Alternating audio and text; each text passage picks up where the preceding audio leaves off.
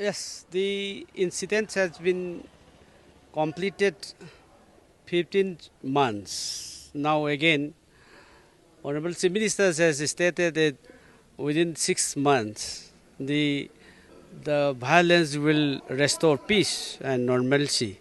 How can we believe it? It is beyond belief because we are in the last 15 months, the government didn't have any arrange the for restoring the peace and normalcy.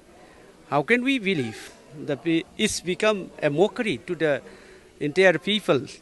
And also, you see yesterday what happened when he stated about this peace by the ministers. Next day also, other communities started their rallies against the government.